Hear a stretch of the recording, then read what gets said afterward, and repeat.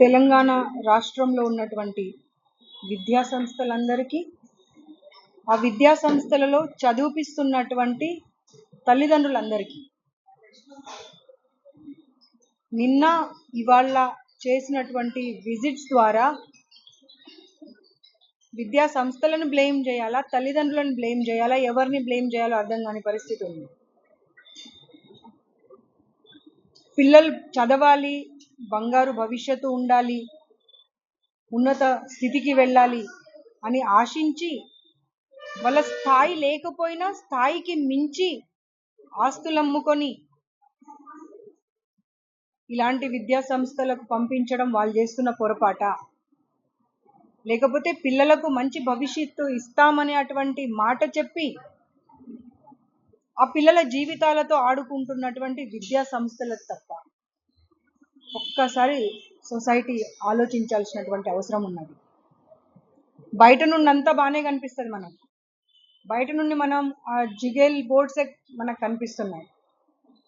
మీ పిల్లలు ఎక్కడ చదువుతున్నారు అని అంటే మనం ఊర్లో గొప్పతనం కోసం చెప్పుకోవడానికే ప్రయత్నం చేస్తున్నాం. అంటే ఈ ఇన్స్టిట్యూషన్ ఆ ఇన్స్టిట్యూషన్ మా పిల్లలు అక్కడ చదివిపిస్తున్నానని గొప్పగా చెప్తున్నాం తప్పించి ఆ పిల్లలు ఇక్కడ ఎలాంటి పరిస్థితులలో ఉంటున్నారు, ఎలాంటి కండిషన్స్ గో త్రూ అవుతున్నారు అనే దాని మీద అటు పిల్లలు తల్లిదండ్రులు దృష్టి పెట్టట్లేదు, ఇటు ఇన్స్టిట్యూషన్స్ దృష్టి పెట్టట్లేదు. ఇన్స్టిట్యూట్ కావాల్సింది ఏంటి? ఒక ర్యాంక్ రావడము, ఆ ర్యాంక్ పేరు మీద బిజినెస్ చేసుకోవడం. ఒక మాట మనము ఈ మధ్య కాలంలో అంటే ముందేమో మనం అన్నదానంకి మించిన దానం లేదు అనే మాట వినేవాళ్ళం. ఆ తర్వాత విద్యాదానం కన్నా మించిన దానం ఏది లేదు, ఎందుకంటే అన్నం తింటే ఒక పూటలో మనము మళ్ళీ రెండో పూటకి ఆకలి అవుతుంది. కానీ విద్యాదానం అనేది కనుక, విద్య అనేది కనుక ఉంటే ఎవరైనా ఎలాంటి పరిస్థితుల్లో అయినా ఎక్కడైనా సరే బతికేయగలరు అనేటువంటి విషయం మనం అందరం విన్నాం. అలాంటి విద్యను బిజినెస్ చేసుకున్నటువంటి ఇన్స్టిట్యూషన్స్ని ఎలాంటి పనిష్మెంట్ వేయాలో సొసైటీ ఒక్కసారి ఆలోచన చేసుకోవాల్సిన అవసరం ఉన్నది.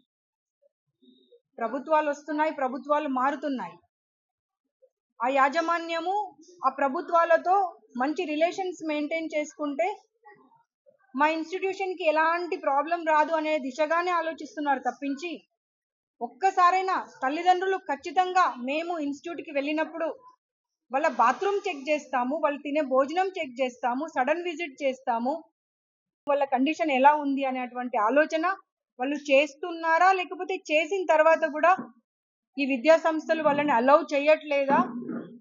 ఒకవేళ అలౌ చేయకపోతే ఇక మీదట మాత్రం మీరు ఎక్కడ మీ పిల్లలను చదివించినా తప్పకుండా సర్ప్రైజ్ విజిట్ చేసినప్పుడు మమ్మల్ని వాళ్ళ క్లాస్ రూమ్లోకి, వాళ్ళ బెడ్రూమ్లోకి, వాళ్ళ బాత్రూమ్స్ అన్నీ చూసే అటువంటి పరిస్థితి కల్పిస్తేనే వేస్తాము అనేటువంటి ఆలోచన చేయండి.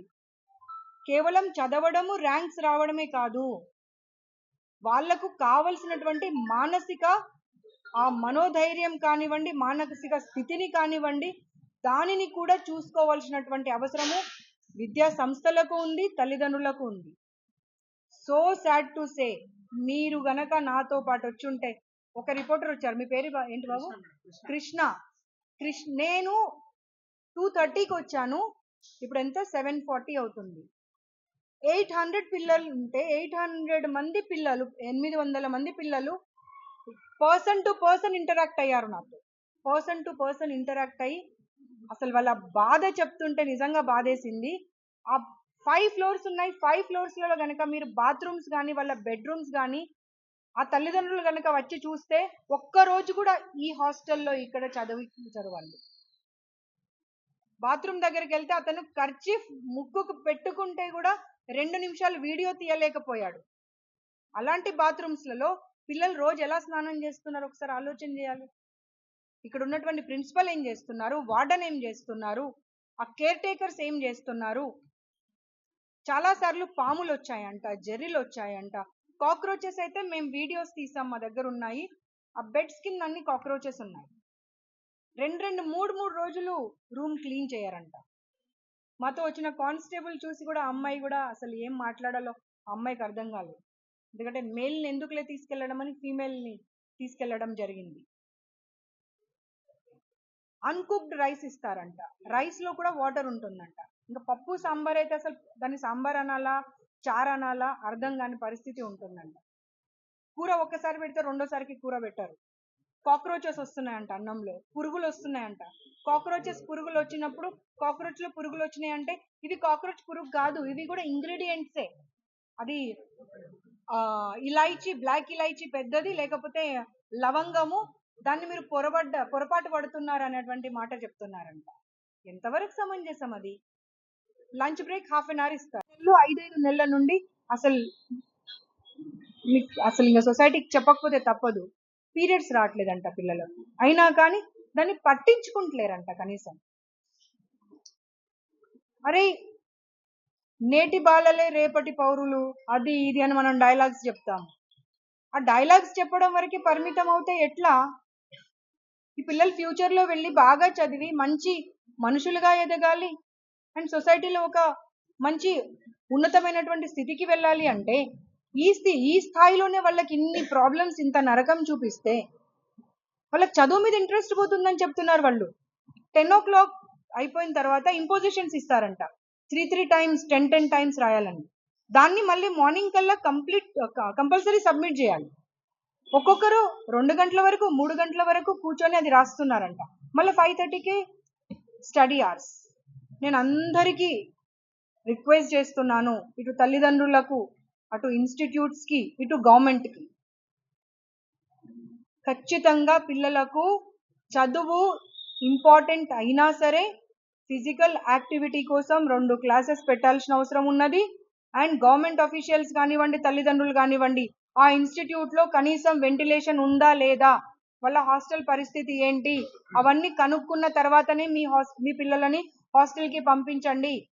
ఉన్నత స్థితికి వెళ్ళాలి, గొప్ప ఇన్స్టిట్యూట్లో చదవాలి అనేటువంటి ఆలోచన కన్నా మీ పిల్లలు ఆరోగ్యంగా ఉంటే చాలు, ఫిజికల్గా కానివ్వండి, మానసికంగా కానివ్వండి, దాని మీద దృష్టి పెట్టండి అనేటువంటి మాట చెప్పుకుంటూ, మేము ఈ కండిషన్స్ ఏవైతే చూసామో నిన్న ఇవాళ వీటన్నింటికి ప్రభుత్వంతో మాట్లాడి, ఇంకా ఇతరత్ర డిపార్ట్మెంట్స్తో మాట్లాడి ఎలాంటి చర్య తీసుకోవాలో అలాంటి చర్య డెఫినెట్గా తీసుకుంటాము. ఎవరైనా సరే పిల్లల గురించి ఆలోచించకపోతే ప్రభుత్వం కూడా ముందు. ఒక ఫ్లోర్లో 2 వైపులా టాయిలెట్స్ ఉన్నాయి, దాదాపుగా ఒక 10 కానీ దాంట్లో 2 పనిచేస్తాయి. ఆ 2 పనిచేసిన దాంట్లో కూడా ఒక దాంట్లో వాటర్ వస్తాయి, లేకపోతే రావు. మగ్స్ పెట్టారు, ఎప్పుడో కట్టినటువంటి బిల్డింగ్ ఇప్పుడు బయట చూడడానికి మనకి ఇలా ఉంది తప్పించి, మీరు ఒక్కసారి అందరూ దయచేసి ఒక్క నిమిషం కోసం మీరు వెళ్ళి టాయిలెట్స్ అన్ని విజిట్ చేసి రండి, మీకే కండిషన్ అర్థమైపోతాయి. ఇక్కడ ఉన్న ఈ ఇన్స్టిట్యూషన్ మొత్తం 5 floors లో ఏ ఒక్క ఫైర్ ఎగ్జిస్టింగ్ యూజర్ కూడా పని చేయట్లేదు, వేలాడుతున్నాయి. రీసెంట్ గా నేను 4 days బ్యాక్ ఇక్కడ ఉన్న ట్రాఫిక్ సిగ్నల్ గురించి మా ఆంధ్రప్రభ నుంచి వార్త రాయమని పంపిస్తే నేను పర్మిషన్ తీసుకుని టెర్రస్కి వెళ్ళాను. వెళ్ళొస్తూ చూస్తే అన్ని ఫైర్ ఎగ్జిస్టింగ్ యూజర్స్ మొత్తం ఇలా వేలాడుతున్నాయి. మరి అవి రీఫిల్ చేస్తున్నారా లేదా అన్నది అయితే తెలియదు. నేను క్లోజ్ గా వెళ్ళి ఫోటో తీసే పరిస్థితి లేదు అక్కడ. నేను వెళ్ళాను, వచ్చేసాను. సో ఫైర్ టీమ్ వాళ్ళు దీన్ని ఎలా తీసుకుంటున్నారు? फायर टीम वाले चारा इंस्पेक्शन करें, क्या क्या लैब से जरा बता दो इधर आके. కొన్నిసార్లు అసలు స్నానం చేయడం కూడా 3 రోజులు వదిలేస్తున్నారంట. స్నానాలకు వెళ్తే జర్రీలు లీచెస్ పాములు వస్తే కొన్నిసార్లు ఆ స్నానం చేసేది భయపడి పరిగెత్తుకుంటూ బయటకు వచ్చారు. ఈ వాటర్ కూడా ఇక్కడ నుంచి తీసుకొస్తున్నారు కదా, బయట నుంచి ట్యాంకర్స్ లో వస్తాయి కంప్లీట్ వాటర్ మొత్తం. బయట నుంచి ఆ వాటర్ దాంట్లో టీడీఎస్ ఎంత ఉందన్నది చెక్ చేసే వాళ్ళు ఎవరు లేరు. దానివల్ల కూడా పిల్లలకి స్కిన్ డిసీజ్ వచ్చే ఛాన్సెస్ కూడా ఎక్కువ ఉంటాయి కదా. ఏదైనా ఇన్స్టిట్యూషన్ అక్కడ నుంచే వాటర్ యూజ్ చేయాలని నేను వీడియోస్ పంపిస్తాను, పిల్లలందరూ చూపించారు.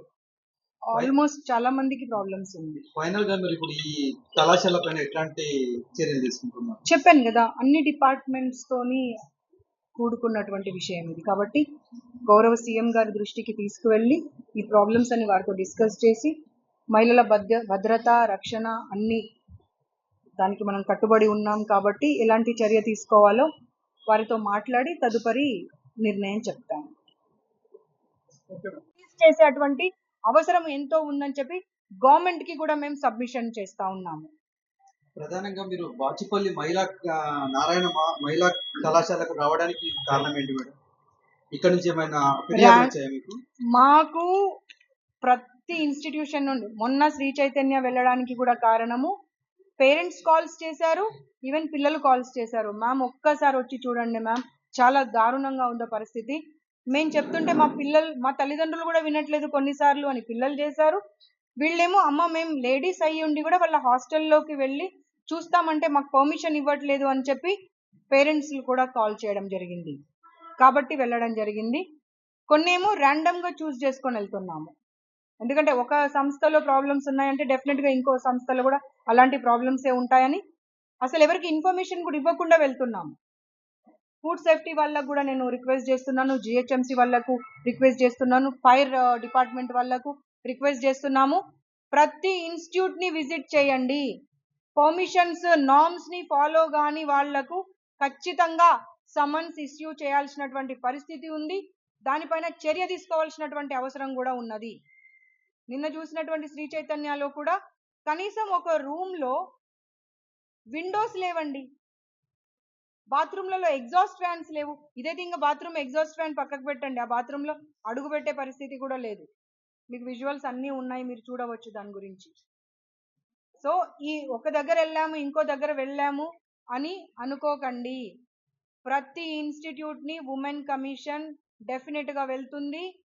వాళ్ళ సేఫ్టీ, సెక్యూరిటీ, వెల్ఫేర్, డెవలప్మెంట్ అన్నింటి గురించి తప్పకుండా చర్య తీసుకుంటాము. పిల్లలను ఈ పరిస్థితి నుండి బయటకు తీసుకొచ్చేటువంటి బాధ్యత ఈ ప్రభుత్వము, ఉమెన్ కమిషన్ తప్పకుండా తీసుకుంటుంది. ఇది చూడండి, పిల్లలే రాసి ఇచ్చారు, లిఫ్ట్ లేదు అక్కడ. 5 ఫ్లోర్స్ నుండి పిల్లలు రావాలి, 800 మంది క్యూలో నిలబడాలి, అందరు సర్వ్ చేసుకోవాలి, తినాలి, రిటర్న్ వెళ్ళాలి క్లాస్ రూమ్కి. అరగంటలో ఎలా సాధ్యం అవుతుంది? చదువు చాలా చాలా ఇంపార్టెంట్, నేను కాదని అస్సలు అనట్లేదు. నేను విద్యా సంస్థలకి చెప్తున్నాను, తల్లిదండ్రులకి చెప్తున్నాను, చదువు అనేది చాలా అంటే చాలా అవసరం. కానీ చదువుతో పాటు 24/7 చదవమంటే కూడా ఎవరు చదవరు. పిల్లలు ఏడ్ చేశారు ఏమని అంటే, అందరు ఐక్యూ లెవెల్ సేమ్ ఉండదు.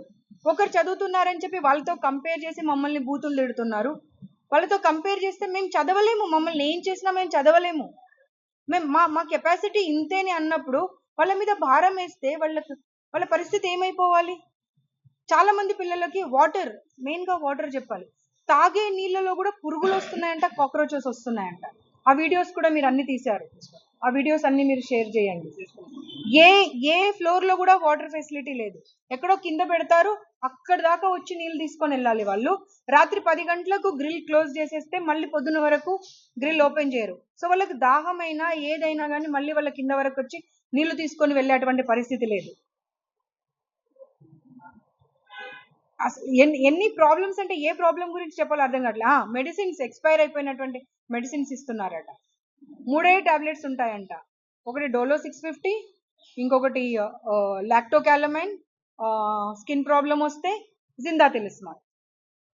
ఎవరికి ఏ ప్రాబ్లం వచ్చినా దాన్ని తాగిపిచ్చేసి పంపించేస్తున్నారంట. ఒక అమ్మాయి లంగ్స్ ప్రాబ్లం అయిందంట, ఇదే ఫుడ్ తిని ప్రాబ్లం వస్తే ఆ అమ్మాయి బ్లడ్ వామిటింగ్స్ చేసుకుంటే కూడా ఆ జిందా తిలిస్మాత్ వాటర్లో వేసి అదే తాగిపిచ్చేసి నీకేం కాలేదు, చదువు తప్పించుకోవడానికి డ్రామాలు చేస్తున్నామని మాట్లాడారంట. సార్ వాళ్ళు చదువుకోవడానికే వచ్చారు, తప్పకుండా మీరు గురువులు దైవంతో సమానం. నేను చెప్తున్నాను, నేను గురువులను కూడా కించపరచట్లేదు, తగ్గించట్లేదు, గురువులు దైవంతో సమానం. కానీ ఆ పిల్లల మానసిక స్థితిని చూసి, వాళ్ళ ఐక్యూ లెవెల్స్ని చూసి వాళ్ళకి మనం చదివించాలి. అంతేకాని రాత్రి 10గా ఒక్కొక్క క్లాస్ 3 అవర్స్ ఉంటుందంట. 3 అవర్స్ మధ్యలో ఎవరికైనా టాయిలెట్ వచ్చినా, వాష్రూమ్ వచ్చినా వెళ్ళకూడదు. వీళ్లకు బ్రేక్ ఇచ్చినప్పుడే వెళ్ళాలి తప్పించి మధ్యలో వెళ్ళకూడదంట. దానివల్ల యూరిన్ ఇన్ఫెక్షన్స్ అయి కూడా చాలా మంది పిల్లలకు ప్రాబ్లమ్స్ వచ్చాయంట. వీళ్ళు కొట్టిపడేస్తున్నారు వాళ్ళకి ఆ మాట చెప్తే. మీరు కొట్టిపడేయడానికి లేదు, 800 మంది మాట్లాడినటువంటి వీడియో రికార్డింగ్స్ నా దగ్గర ఉన్నాయి, నేను ఇప్పుడు మీకు అవి ప్రొవైడ్ చేస్తాను. అందరికీ పీసీఓడి ప్రాబ్లమ్స్ అంట. వాస్తవమే, మేము వస్తున్నామని తెలుసు అంటే ఒక ½ అన్ అవర్ బిఫోర్ ఎవరో ఒకరు తెలిసిన వాళ్ళు ఎవరికైతే నేను ఇన్ఫార్మ్ చేశానో నా వెంట రమ్మని, వాళ్ళలో ఒకరు ఇన్ఫార్మ్ చేశారు వీళ్ళకి. గబా వాళ్ళు క్లీనింగ్ స్టార్ట్ చేశారు. ఇంకా మిగతా పార్ట్స్ ఎక్కడైతే క్లీనింగ్ అవ్వలేదో అక్కడ మేము ఎక్కడొస్తాము అని చెప్పి మమ్మల్ని అడ్డుకున్నారు. ఇప్పుడు ఎవరైతే అడ్డుకున్నారో వాళ్ళ మీద ఏమైనా మీరు తప్పకుండా అదొకటే కాదు, వాళ్ళని అంటారంట పిల్లల్ని, ఫుడ్ బాగాలేదు అమ్మా, లేకపోతే ఏదైనా బాగాలేదు అని చెప్తే స్లమ్స్ల నుండి వచ్చారు, మీ మొహాలకి ఇది ఇవ్వడమే ఎక్కువ అని మాట్లాడతారంట. 1,50,000 రూపాయలు 2,00,000 రూపాయలు ఫీజులు కట్టి ఇక్కడ చదువుతుంటే ఆ పిల్లలను పట్టుకొని స్లమ్స్ల నుండి వచ్చారన్నటువంటి మాట అనడం ఎంతవరకు సమంజసమో ఆలోచన చేసుకోవాలి ఇన్స్టిట్యూట్లో పనిచేస్తున్న వాళ్ళు. ఈ అమ్మాయి విన్నది కొన్ని మాటలు నేను నా నోటితో అనలేను, అలాంటి భాష కూడా పిల్లల పట్ల వీళ్ళు వాడుతున్నారంట. కాలేజీలకు మినిమం పరిమితులు, కాలేజీలో ఫీజులు ఇంతవరకు వసూలు చేయాలి, ఇంతకంటే ఎక్కువ తీసుకోవద్దని పరిమితులు ఉన్నాయా? అది నా లిమిట్స్లలో లేనటువంటి విషయాలు అవన్నీ. ఇప్పుడు 800 కొన్ని కాలేజీల పరిమితులతోటి అనేక కాలేజీలు నడుస్తున్నారు. పరిమితులు వాళ్ళకు ఒక 6 కాలేజీలు, ఒక 7 కాలేజీలు, 8 కాలేజీలు ఉంటే వాళ్ళు ఒక 15-20 కాలేజీలు నడుస్తున్నారు. అలాగే కాకుండా వాళ్ళకు ఇప్పుడు ఫుడ్ సేఫ్టీ కావచ్చు, ఫైర్ సేఫ్టీ కావచ్చు, మీరు రకరకాల డిపార్ట్మెంట్స్ గురించి చెప్తున్నారు. వీళ్ళందరూ మేనేజ్ చేసి నడుపుతున్నారా, లేకపోతే మరి అధికారుల వల్ల మీరు కూడా లొంగే అవకాశం ఉందా? వాటిపైన మీరు ఎలాంటి చర్యలు తీసుకోబోతున్నారు? మీరు అడిగిన ప్రశ్నలోనే మీకు సమాధానం ఉంది. అందరూ వాళ్ళు కొల్యూడ్ అయిపోయి చేస్తున్నారా ఏంటి అనేది. అందుకే నేను ప్రభుత్వానికి తల్లిదండ్రులకు విన్నపం చేశాను. అధికారుల మీద కూడా మీరు చర్యలు తీసుకోబోతున్నారా? ఇప్పుడు పర్మిషన్, ఇప్పుడు ఫైర్ సేఫ్టీ కావచ్చు, fire safety important, food safety కావచ్చు, కాలేజీలకు పరిమితులకు మించి కాలేజీలు నడుపుతున్నారు. నా దృష్టిలో ఒక్కటి కాదు, నేను 100ల సంఖ్యలో చూపించగలుగుతాను. వాటిపైన ఎలాంటి చర్యలు తీసుకోబోతున్నారు? ఎడ్యుకేషన్ డిపార్ట్మెంట్ కు గౌరవ సీఎం గారికి మేము నివేదన పంపిస్తాము. ఉమెన్ కమిషన్ తరఫున మేము చేసినటువంటి ఆబ్జర్వేషన్ని పంపించి వారు ఎలాంటి చర్య తీసుకోవాలో వారితో డిస్కస్ చేస్తాము తప్పకుండా. అండ్ ఎవరైతే డబ్బు కోసం ఆశపడి పర్మిషన్ లేనటువంటి ఇన్స్టిట్యూట్ని కూడా రన్ చేసే అటువంటి పర్మిషన్ ఇస్తున్నారో వాళ్ళకు కూడా నేను సబ్మిషన్ చేస్తున్నాను, రిక్వెస్ట్ చేస్తున్నాను, తర్వాత హెచ్చరిస్తున్నాను కూడా. ఇకనైనా అలాంటివి మానుకొని వాళ్ళలో మన పిల్లలు కూడా ఉన్నారు అనేటువంటి విషయం కూడా గుర్తుపెట్టుకోండి. తర్వాత ఇంకో విషయం, నాకు తెలిసి ఏ ఇన్స్టిట్యూట్లో అయినా సరే ఇన్స్టిట్యూషన్ హాస్టల్ ఎక్కడ ఉందో కిచెన్ అక్కడే ఉండి పిల్లలు అక్కడికక్కడ భోజనం చేస్తేనే కొంచెం హెల్దీగా ఉంటారు. ఒక దగ్గర ఎక్కడో వంటలు చేసి 10 ఇన్స్టిట్యూట్స్కి పంపించేస్తున్నారు, 10 సెంటర్స్కి పంపించేస్తున్నారు. దానివల్ల కూడా పిల్లలకు హెల్త్ ప్రాబ్లమ్స్ వస్తున్నాయి. కాబట్టి మన పిల్లల ఆరోగ్యము భవిష్యత్తే ఇంపార్టెంట్ తప్పించి ఏ ఇన్స్టిట్యూట్లో చదివించామో అవసరం లేదు. మీ పక్కన ఉన్నటువంటి కాలేజ్కి పంపించండి, ప్రశాంతంగా పొద్దున వెళ్తారు, మధ్యాహ్నం వస్తారు, భోజనం చేసుకుంటారు, మళ్ళీ సాయంత్రం వెళ్తారు, వచ్చేస్తారు, అట్లీస్ట్ హెల్దీగా ఉంటారు, మీ కళ్ళ ముందు ఉంటారు. అంతే తప్పించి మీరు వెల్ నోన్ రినోన్ ఇన్స్టిట్యూట్లో పంపించాలి, గొప్పలు చెప్పుకోవడానికి పంపించాలి అనేటువంటి ఆలోచనని దృక్పథాన్ని పేరెంట్స్ కూడా మానుకోవాల్సినటువంటి అవసరం ఉంది.